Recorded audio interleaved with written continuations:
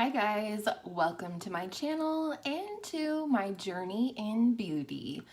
Today we are talking about brands that just don't trip my trigger. And disclaim a couple of things here. First of all, this does not mean that I don't or won't own anything from these brands. These are not brands that I'm not buying from on principle or anything like that. These are brands that when I look at their products, I don't feel inspired, or when they release new things, it doesn't cause my jaw to drop, okay? So I think if you love these brands, then I'm really excited for you because that makes your world of makeup just that much more versatile. Some of these brands are brands that I know people in my life that I love and cherish also love these brands, and that's totally fine because I think one of the fantastic things about makeup is that there's something out there for everyone. Whatever your makeup needs are, there is a brand out there for you, just based on your personal needs, whether you wear makeup to work, whether you use it as a creative outlet like I do. Whatever your makeup needs are, there is a brand out there for you, but these are not the brands for me. So let's go ahead and jump right in. The first brand for me is Tarte Cosmetics. No, this is not because of their shade range or anything like that.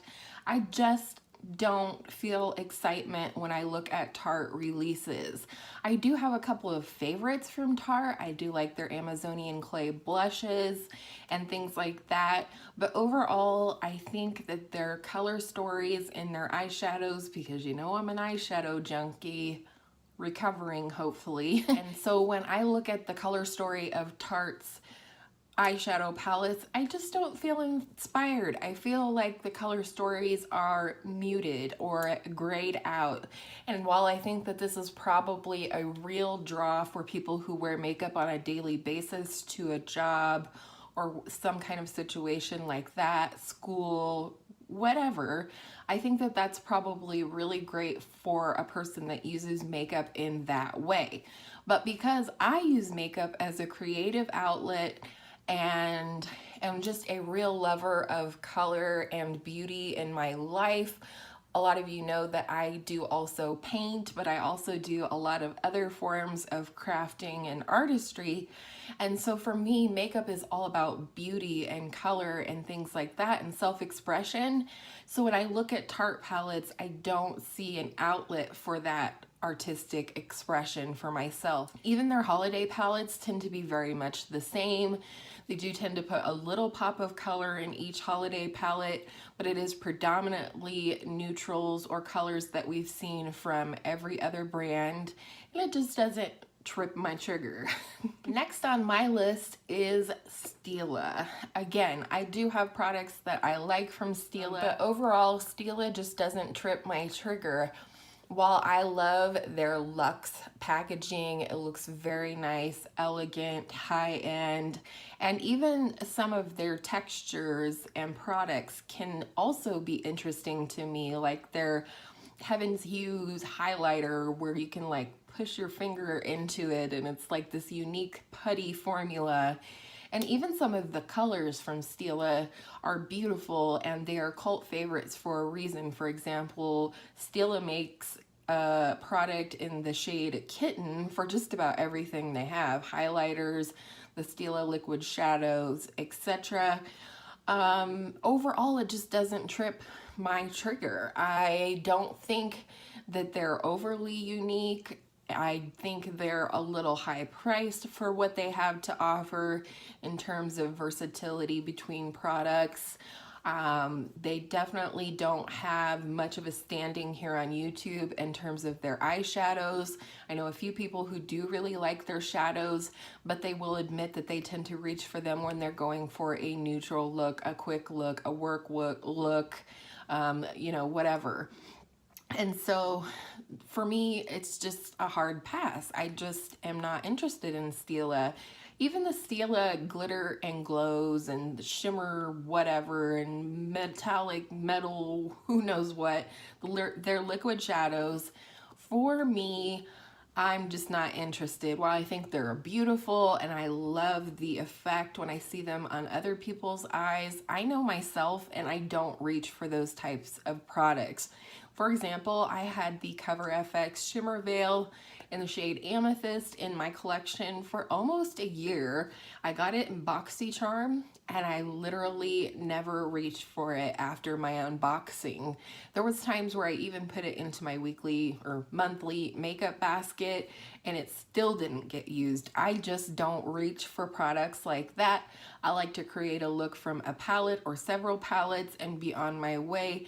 I don't want to cover up, you know, kind of what I've done with the liquid eyeshadow, and that's just me. That's just how my brain works. I just don't reach for things like that. So Stila is out for me. Next for me is a brand that I heard talked about a lot on YouTube when I first came on the scene toward the end of 2017, and that is Glossier.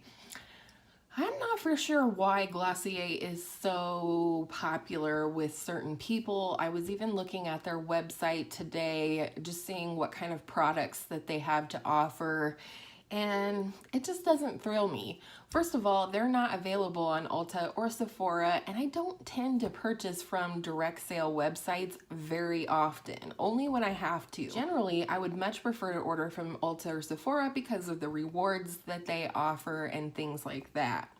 So right off the bat, that kind of counts me out for Glossier. However, if they had something really interesting, I might consider picking it up even if I had to go to the direct sale website.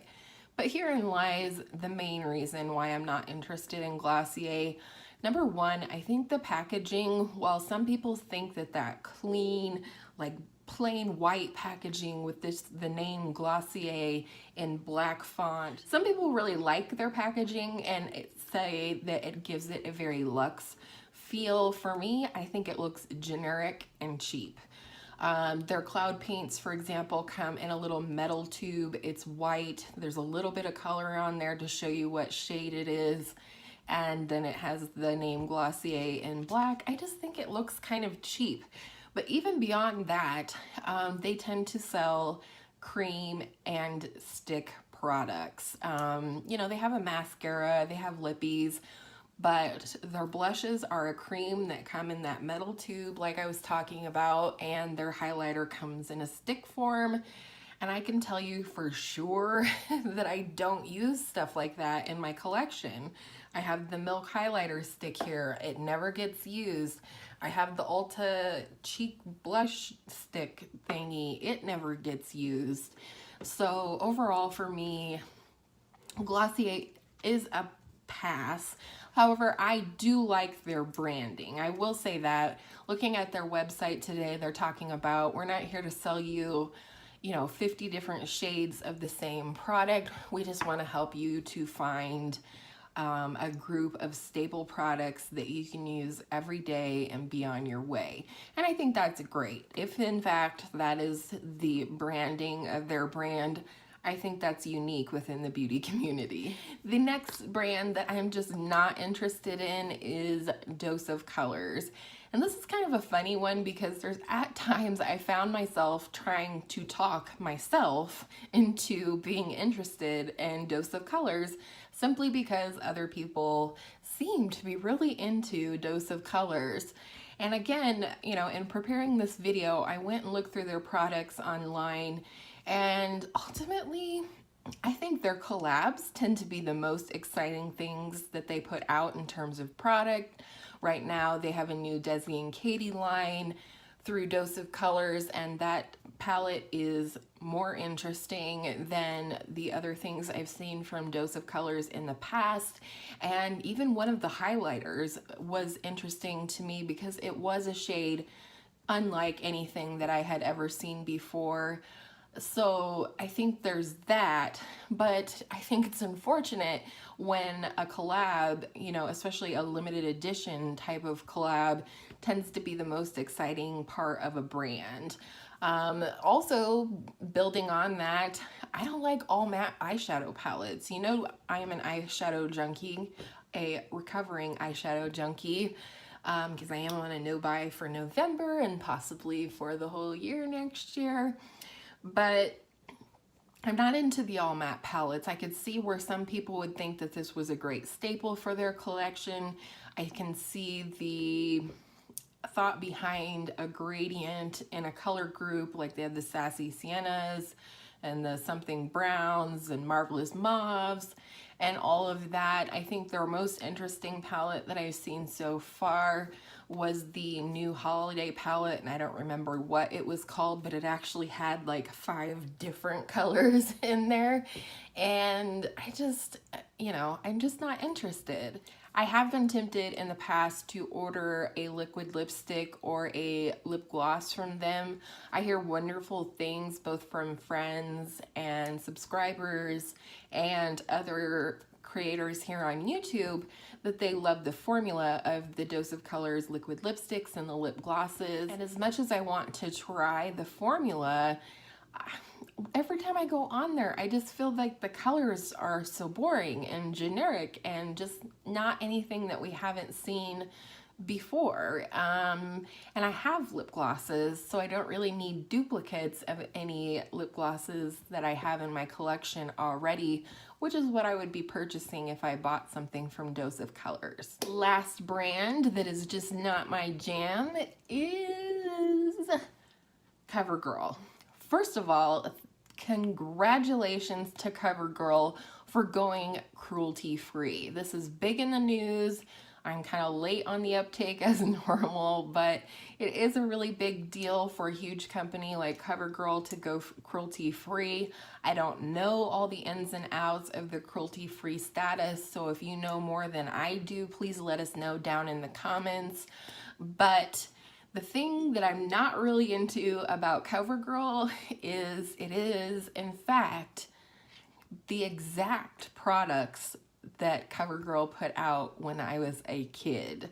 Like, not even like a middle schooler or a high schooler. Like, I remember being in elementary school and thinking how cool my aunt was when she pulled out her little CoverGirl compact in that beautiful minty green shade, and she had the stick concealer, like spot concealer, that looks like a lipstick, but it's a concealer, and she would conceal spots on her face and then powder them. And as a very young, probably 6, 7, 8-year-old little girl, I thought that was very cool and very bougie of her, because my mom didn't really wear a lot of makeup growing up. But they literally still sell those exact same products from CoverGirl. And yeah, they've come out with some new things over the years. And I even get a little chuckle when I see things like the Shimmering Sands Trio or the Soft Sable Blush from the Cheekers line. You know, I even get like a little fuzzy warm feeling inside knowing that those were some of the first products that I used when I started messing around with makeup in middle school.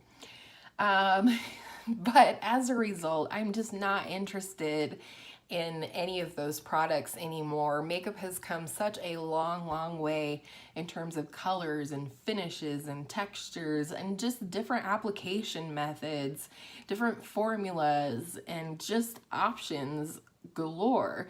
So I'm not really interested in buying the things that I could buy or only could buy 20 years ago. Just aged myself, didn't I?